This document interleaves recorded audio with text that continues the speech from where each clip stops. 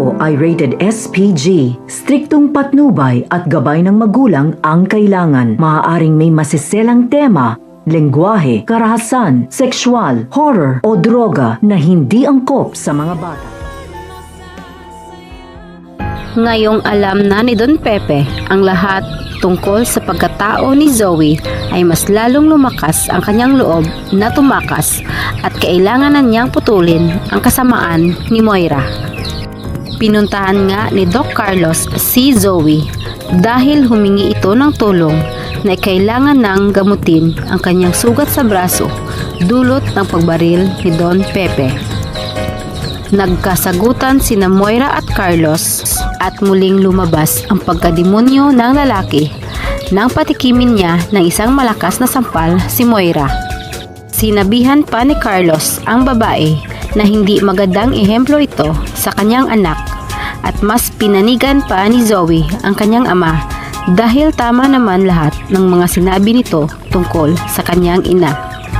At nang mapikon na si Moira, ay pinagalitan nito si Zoe kung bakit niya kinampihan si Carlos, gayong ngayon lamang ito nagpakaama sa kanya.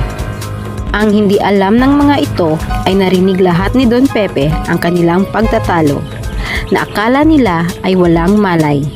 At nagulat ang matanda nang marinig na si Carlos lang pala ang tatay ni Zoe dahil ang alam nila ay kaibigan ito ni Robert.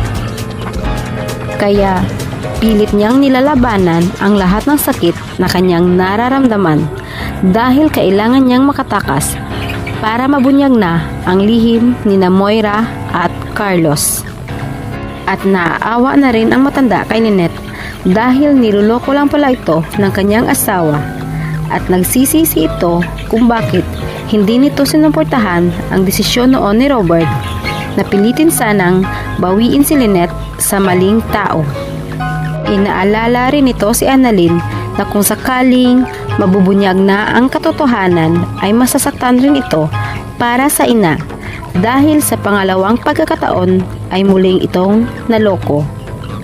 Sa kabilang banda, dahil sa pangungulila sa ama ay hiningi ni Giselle kay Lynette na kung maaari sana ay pwede niyang makasama si Annalyn para kahit papaano ay may pagkukunan ng lakas ng loob. Nagulat si Giselle nang bigla siyang tanungin ni Annalyn kung ano ang nangyari sa ama ng kanyang anak matapos na malaman na magkakaroon sana sila ng anak. Oras na kaya para ipagtapat na ni Giselle kay Annalyn ang lahat ng nangyari tungkol sa kanya at sa ama ng kanyang anak? Samantala, naguguluhan na si Lynette kung bakit napatawag si Zoe kay Carlos at tinawag na itong dad.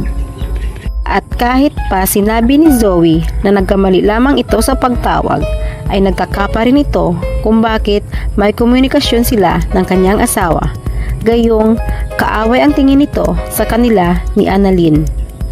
Ang mas na ipinagtataka nito ay biglang nagpaalam si Carlos na may importanteng pupuntahan pagkatapos ng pagtawag ni Zoe. Si Don Pepe kaya ang susi sa pagkakabunyag ng lihim ni Moira at Carlos? Atin lamang aabangan dito lamang sa Abot Kamay na Pangarap.